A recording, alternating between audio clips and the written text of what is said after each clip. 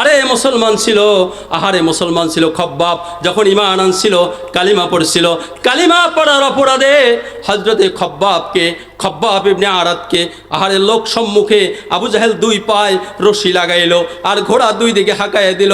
আহারে 2 টুকরা হয়ে গেল। দর পাইতে জায়গায় শাহাদাত বরণ করলো। বলুন সুবহানাল্লাহ। আহারে ঈমান আনছিল হযরতে বিলাল। ওই বিলাল রাদিয়াল্লাহু তাআলা আনহু ঈমান আনার অপরাধে তার মনিবের নাম ছিল উমাইয়া ইবনে খালফ। ওই যে উমাইয়া ইবনে খালফের ভাই, ওটাও ছিল মুনাফিক, এটাও ছিল জালিম। আরে আমার বেলালকে কি কষ্ট দিয়েছে! পাথরটা কিন্তু চাইপা ধরছে, বুকের উপর চাইপা রাখতো উত্তপ্ত গরমের উপরে। এটা তো নর্মাল কথা, আমরা শুনি। একবারে হযরতে বিলালের সমস্ত কাপড় চোপড় খসাইয়া, আল্লাহু আকবার, উমাইয়া ইবনে খালফ তার সাথে সঙ্গে নিয়া চাইপা দইরা বেলালের সমস্ত পোশাক খসাইয়া জিব্বাটা টান দিয়া, জিব্বা লম্বা করা, জিব্বার মাঝখানে গজা লোহা বসাই দিছে। রক্তমাখা জিব্বা নিয়া আমার বেলাল যখন আল্লাহ আল্লাহ জিকির করে, উমাইয়া ইবনে খালফ পড়ে, ওগো বেলাল, জিব্বার মাঝখানে গজা লোহা বসাই দিলাম, এখনো দেখি আল্লাহ নামের জিকির করো। আল্লাহ নামের জিকির করে কি মজা পাও। হযরত বিলাল বলেন, ওই বাইতুল্লাহর মালিকের কসম, এতদিন প্রকৃতপক্ষে আল্লাহ নামের জিকির করে মজা পাই নাই। আজকে যখন জিব্বার মাঝখানে গজা লোহা বসায় দিছো, রক্তমাখা জিব্বা নিয়া আল্লাহ নামের জিকির করা, প্রকৃত আল্লাহর জিকিরের স্বাদ আজ আমার জিব্বায় লেগে গেছে। আর একজন মহিলা ছিল সুমাইয়া রাদিয়াল্লাহু তাআলা আনহা। আবু জাহেল ঈমান আনার কারণে, কালিমা পড়ার কারণে লজ্জাস্থানের ভিতরে বর্ষার দ্বারা খোসায় খোসায় দুনিয়ার থেকে শহীদ করেছে। আহারে আমার ওসমান রাদিয়াল্লাহু তাআলা আনহু, যিনি কোরআনে পাক তেলাওয়াত করতেছিল, অমত অবস্থায় তাকে শহীদ করে দিয়েছিল। রক্তের প্রথম ফোঁটা কোরআনের উপরে পড়েছিল। আল্লাহর কোরআন বলে, অনেকের শহীদদের সাক্ষী ডাল হবে, তলোয়ার হবে, পিস্তল হবে, কিন্তু কাল কিয়ামতের ময়দানে আমি আল্লাহর কোরআন আল্লাহর দরবারে দাঁড়ায় বলবো, আল্লাহ আমি তোমার কোরআন, আমার উপরে সর্বপ্রথম যে রক্তের ফোঁটা পড়েছিল সেটা হলো শহীদ ওসমানের রক্তের ফোঁটা পড়েছিল। বাইরে আমার হযরতে খুবাইব রাদিয়াল্লাহু তাআলা আনহু ইসলাম আনার অপরাধে মক্কার ভিতরে তাকে একটা ঘরের ভিতরে বন্দি করে রাখা হইল। 7-8 দিন ধরে তাকে কোনো খাবার দেওয়া হচ্ছে না। আল্লাহ 7-8 দিন ধরে কোনো খাবার তাকে দেওয়া হচ্ছে না। হযরতে খুবাইব রাদিয়াল্লাহু তাআলা আনহু যে ঘরের ভিতরে ছিল, ওই ঘরের একজন মহিলা ছিল, জয়নব তার নাম ছিল। তার ভিতরে একটু দয়া সৃষ্টি হয়ে গেল। আল্লাহ, যদিও সে মুসলমান, কিন্তু সে তো মানুষ। আজ 8-10 দিন আমার ঘরের ভিতরে কোনো খানার ব্যবস্থা হয় নাই, কেমন করে না খাই 8-10 দিন থাকে আমি একটু দেখি। জানলা যখন খুলে দিছে, দেখে আল্লাহর জান্নাতের আঙ্গুর হযরতে খুবাইবের চোখের সামনে, মুখের সামনে ওখান থেকে নিতেছে। আর আঙ্গুরগুলি যখন মুখের ভিতর দিতেছে, রসের ভিতরে তার মুখটা ভরে যাইতেছে। আল্লাহ আল্লাহ, যদি কিয়ামতের ময়দানে এদের সামনে দাঁড়ানো করানো হয় যে তোরাও তো কালিমা পড়ে মুসলমান হয়েছিলি, আর আমার খুবাইব, কাফেররা নিয়ে যায়, খ্রিস্টানরা নিয়ে যায়, মূর্তি পূজারকরা নিয়ে যায়। আনন্দ করতে করতে যখন তারা যাইতেছিল, যা এরকম একটা মঞ্চ তৈরি করছে, মঞ্চ বানাইছে, মঞ্চের উপরে একটা কাঠ, ওই কাঠটার উপরে আরেকটা কাঠ, এইভাবে তারা সৃষ্টি করেছে। আরে আমার খুবাইবকে উঠাইলো। মৃত্যুর আগ মুহূর্তে আমার খুবাইব বলতেছে, আমার খুবাইবকে জিজ্ঞাসা করছে, ও খুবাইব, শেষ কোনো ইচ্ছা আছে কিনা? আমার খুবাইব বলে, শেষ একটা ইচ্ছা হলো 2 রাকাত নামাজ। 2 রাকাত নামাজের অনুমতি খুবাইবকে দেওয়া হলো। খুবাইব 2 রাকাত নামাজ পড়লো। নামাজ 2 রাকাত খুব সংক্ষিপ্ত করে দিল। কাফেরদের ভিতর কেউ একজন জিজ্ঞাসা করলো, নামাজ কেন শর্ট করলা? হযরতে খুবাইব বললে, তোমাদের যেন ওই ধারণা না হয় যে আমি মৃত্যুর ভয়ে নামাজকে লম্বা করতেছি, ইসলামের ব্যাপারে কেউ যেন কোনো প্রশ্ন না তুলতে পারে। এরপর খুবাইবকে স্টেজের উপরে উঠানো হলো। খুবাইবকে কাঠের সাথে তার হাত, ডান হাত বাম হাত, এরপর হাত পা ছড়ায়া আমার খোবাইবের হাতের ভিতরে যখন লোহার পেড়াক মারা শুরু করে দিল, লোহার পেড়াক মারতিছে, ডান হাতে মারতিছে, বাম হাতে মারতিছে, দুই পায়ের ভিতরে মারতিছে। এরপরে মোরব্বা তৈরি করার মতো যখন লোহা দিয়া তার সমস্ত শরীরটাকে চালনের মতো ছিদ্র করে ফেলছে, আল্লাহ, খোবাইব তখন মাথাটা নিচু করে দিয়েছে। কাফেররা বলতেছে, খোবাইব মাথা কেন নিচু দিয়ে আছো?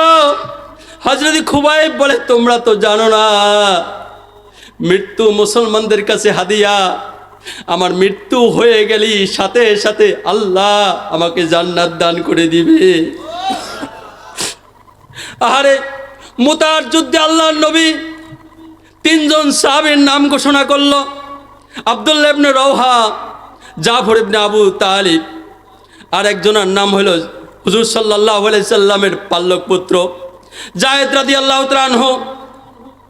তিনজন যখন সেনাপতি নিয়োগ হলো, তিনজনে বুঝতে পারছে আমরা বাঁচতে পারবো না, তিনজনে বাড়িতে চলে গেল। বিবির কাছে, বাচ্চার কাছে যখন বিদায় নিতে গেল, হযরতে জাফরের দুইটা বাচ্চা ছিল। বিবি দোয়া করতেছে, ওগো আল্লাহ, তুমি আমার জাফরকে শহীদ বানায়া, গাজী বানায়া আমার কাছে ফিরাইয়া দিও। জাফরের স্ত্রী যখন এই দোয়া করলো, হযরতে জাফর রাদিয়াল্লাহু তাআলা আনহু তলোয়ারের উল্টা পিঠ থেকে মৃদু আঘাত করে বলতেছে, শোনো, আল্লাহর নবী যেহেতু আমাকে মাঝখানে সেনাপতি নিয়োগ করেছে, সুতরাং আমি শহীদ হয়ে যাব। আমার জাফর যখন জিহাদের ময়দানে চলে গেল, জিহাদের ময়দানে ঢুকে যাবার পরে নিজের তলোয়ার দিয়া তার ঘোড়ার পা কেটে ফেলল।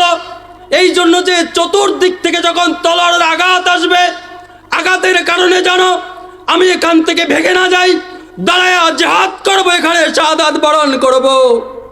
জাফর ওইভাবে দাঁড়ায় দাঁড়ায় জিহাদ করতেছিল। একজন কাফের আইসা তার ডান হাতটাকে কেটে ফেললো। সাথে সাথে ইসলামের পতাকা বাম হাতে নিয়ে নিল। বাম হাতটা যখন কেটে ফেললো, জাফর রাদিয়াল্লাহু তাআলা আনহু সাথে সাথে আল্লাহু আকবার, তিনি দুই কাটা বাহু দিয়া ইসলামের পতাকা ধারণ করেছিল। এরপরে যখন তাকে শহীদ করে দিল, যখন তিনি কল্লা আলাদা হয়ে গেল, মাথার থেকে ধর এবং যেন আলাদা হয়ে গেল, ইসলামের পতাকা মাটিতে পড়তে দেয় নাই যুবক, সাথে সাথে তার দাঁত দিয়া কামড়ায়া ইসলামের পতাকাকে উঁচায় করে রাখছিল। জোরে চিৎকার দিয়ে বলো সুবহানাল্লাহ। যুবক, তোমাদের আল্লাহর নবী বলেছিল, যুবকরা আমার ইসলামের কাজে সাহায্য করেছে, বুড়ারা আমাদের ক্ষতি করেছে। আজও যদি এই সমাজের যুবক ঠিক হয়ে যায়, কোন নাস্তিক, মুরতাদ, রাম, বাম, শাহবাগী নাস্তিকবাদীদের কোন অস্তিত্ব থাকতো না, ঠিক কিনা বলো? আর মুসলমানদের ভিতরে আজকে অনেক ঐক্য নাই।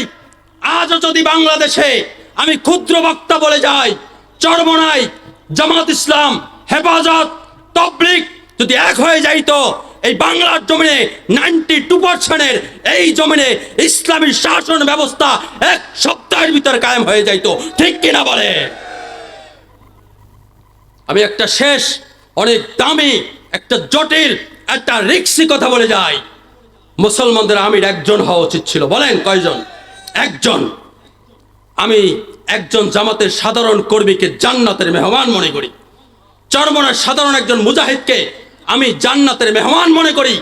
তাবলীগের সাধারণ একটা কর্মীকে জান্নাতের মেহমান মনে করি। আমি এভাবে করে যত ইসলামের সংগঠন আছে, সমস্ত সংগঠনের সাধারণ কর্মীকে আমি জান্নাতের মেহমান মনে করি।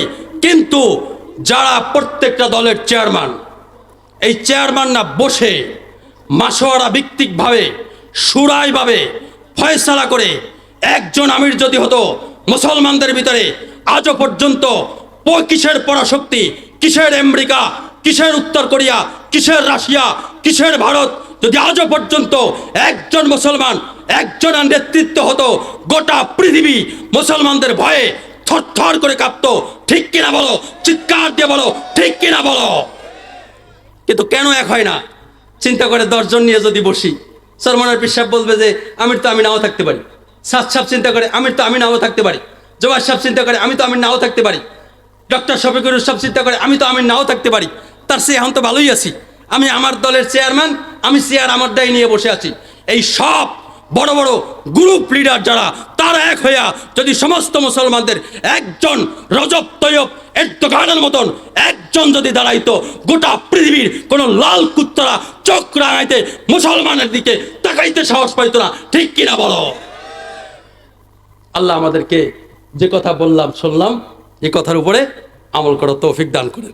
আশা করি যে আপনারা সবাই আরও আলোচনা শোনার জন্য আগ্রহ ছিলেন, কিন্তু আমি আর সামনে পারবো না। শীতের রাত্র আপনারা কষ্ট করে রয়েছেন, আমি খুশি হয়ে গেছি।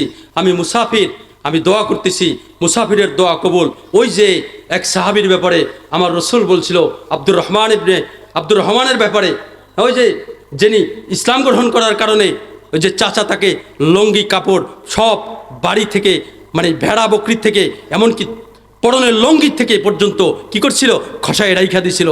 কিন্তু তার নাম ছিল কি আব্দুল উজ্জা, পরে তার নাম ছিল কি আব্দুল্লাহ। ওই আব্দুল্লাহ উহুদের ময়দানে যখন মারা গেছিল, তখন যখন রসুল যখন তাকে নিজে কবরে নাইমিয়া যখন নামাইছিল, আর বিলাল রাদিয়াল্লাহু তাআলা আনহু কবরের পাশে যখন টিম টিম করে আলো নিয়ে দাঁড়ায়েছিল, কথা বলেন, আর আবু বকর আর ওমর যখন লাশ নিয়ে আসতেছিল, আমার নবী বলতেছিল সাবধান, তোমার ভাইয়ের সাথে আদর করো, খুব আদবের সাথে তার লাশটা নিয়ে আসো। লাশটা দাফন কাপন করে আল্লাহর নবী কবরের উপর হাত বুলায় বলতেছে, আয় আল্লাহ, আজকে সন্ধ্যা পর্যন্ত আমি আব্দুল্লাহর উপর রাজি আর খুশি ছিলাম, আপনিও রাজি আর খুশি হয়ে যান। আমি অনেক দূরে থেকে আসছি, আমি জানি আমি প্রধান বক্তাও হই, মাগরিবের পরে হই, এশার পরেও হই, কিন্তু একটা কথা আজকে মেনে নেন আপনারা, আমি আপনাদের উপর খুশিটা কেন হয়েছে এইবার শোনেন। এত শীতের রাত্রে এত লোক পাবো আমি ভাবতেও পারিনি। খুশি এই জন্য হয়েছি, অনেক বড় বড় বক্তাও আলোচনা করে, প্রধান বক্তার শেষের দিকে আস্তে আস্তে খালি মাঠ খালি মাঠ খালি মাঠ খালি। এই কথা বলেন না কেন ভাই? মিডিয়ার বাইরেও বলেন, কথা ঠিক কিনা বলেন? মাঠ খালি, আর মিডিয়ার বাইরে তো সামনে ধরে থাকে। কিন্তু এই যে আপনারা রয়ে গেছেন এই ঠান্ডার ভিতরেও, আল্লাহ, আমি মুসাফির হিসাবে এদের উপর রাজি আর খুশি হয়ে গেলাম, আপনিও এদের উপরে রাজি আর খুশি হয়ে যান। আচ্ছা, আমাদের মা বোনদেরকে কি বঞ্চিত করা যায়? তাদেরকে একটু 5টা মিনিট আলোচনা শোনাবো ইনশাল্লাহ, শোনাবো ইনশাল্লাহ, আপনাদেরকেও ফায়দা হবে ইনশাল্লাহ। হ্যাঁ, হবে না ইনশাল্লাহ? মা বোনদের ব্যাপারে শুধু এতটুকু কথা বলবো, এখানে পুরুষরাও সম্পৃক্ততা আছে। সেটা হলো, যদি কোনো স্বামী মারা যায় আর তার স্ত্রী যদি বলে আমার স্বামী খুব ভালো ছিল, আল্লাহ রাব্বুল আলামিন ওই স্বামীকে জান্নাতের মেহমান বানাই দেবে। কারণ কি? সবচাইতে স্ত্রী তার স্বামীকে চেনে। আপনাদের সামনে তো লম্বা লম্বা বয়ান করে গেলাম, আমার স্ত্রী চেনে আমি কত বড় জালেম। বাইরে আমির হওয়া অনেক ভালো, ঘরের ভিতরে আদর্শবান পুরুষ হওয়া অনেক কঠিন। ঠিক তেমনিভাবে যদি কোনো মা বোন মারা যায়, কোনো স্ত্রী মারা যায়, আর তার স্বামী যদি আল্লাহর কাছে বলে যে গো আল্লাহ, আমার স্ত্রী বড় ভালো ছিল, আল্লাহ পাক ওই মহিলাকেও জান্নাতের মেহমান বানায় দেবে। নবীর সামনে জঙ্গলি উট এসে সেজদা করলো, সাহাবীরা বললো ইয়া রাসূলুল্লাহ, জঙ্গলি উট যদি আপনাকে সেজদা করতে পারে, তা আমরা কেন আপনাকে সেজদা করতে পারবো না? সাহাবী আল্লাহ রসুল বললেন, কোনো মানুষকে কোনো মানুষের সামনে সেজদা করার অর্ডার নাই। যদি কোনো মানুষকে কোনো মানুষের সামনে সেজদা করার জন্য অর্ডার থাকতো, তাহলে আমি বলতাম গোটা পৃথিবীর নারীরা, মহিলারা যেন তার স্বামীকে সেজদা করে। সুবহানাল্লাহ বলেন। তা আপনারা পুরুষরা তাই আবার এই হাদিস শুনায়েন না, তাহলে আম্মাজানরা বলবে যে আর কোনো হাদিস পাও নাই, এটা লই এইছো আর না। কথা বুঝতে পারছেন? আম্মাজানরা শুনছে, তারা ইনশাল্লাহ এটা আমল করবে। কারণ আমরা পুরুষরা, আমরা 2টা জায়গায় ধরা, বলেন না কয়টা জায়গায় ধরা? এক হলো মা বাপের কাছে আমরা ধরা, যে কোনো উপায়ে মা বাপকে রাজি খুশি রাইখা কবরে যাইতে হবে। মুসলিমের ভিতরে আসে, তিরমিজির ভিতরে আসে, সিয়াসাত্তার ভিতরে আসে, ইবনে মাজার ভিতরে আসে, যেই সন্তানের উপরে তার মা বাপ নারাজ অসন্তুষ্ট, স্বয়ং আল্লাহ তার উপর অসন্তুষ্ট। যেই সন্তানের উপরে তার বাপ মা খুশি, তার উপর আল্লাহ পাকও খুশি। যত মুরব্বীরা আছে, যত এলাকায় মাহফিলে যাই, সমস্ত মুরব্বীরা একটাই কথা বলবে, হুজুর একটু বাপ মা সম্পর্কে কিছু বললেন। মোড়ে সন্তানরা কথা শোনে না। শুরুতে একটু টাচ দিয়েছিলাম, আপনি আপনার সন্তানকে আল্লাহর সাথে পরিচয় করার নাই। আপনি যদি আপনার সন্তানকে প্রথমে আব্বা ডাক না শিখাইয়া, আম্মা ডাক না শিখাইয়া আল্লাহ ডাক শিখাইতেন, আল্লাহ নিজ জিম্মাদারিতে আপনার সন্তানকে আপনার সাথে পরিচয় করাই দিত। তাই সুতরাং আল্লাহর সাথে যেহেতু পরিচয় করার নাই, এখন তো আপনাকে বৃদ্ধাশ্রমে দিবেই। কথা বলেন। আমাদের 14 নম্বরে জামিল উলুম মাদ্রাসা। সেই মাদ্রাসায় আমি একদিন ফজরের সময় দেখলাম কিছু মা বোন তার বাচ্চাদেরকে দিয়ে আসতেছে মাদ্রাসায়, আর প্রত্যেকটা মা চোখ মুছতে মুছতে যাইতেছে, সন্তানও চোখ মুছতে মুছতে যাইতেছে। বলেন কশ্চিন কালেও এই সন্তান তার মাকে ভুলবে? বলেন বলেন বলেন, ভুলবে? ভুলবে? কোনোদিন না। আমি তো গরিবের ছেলে।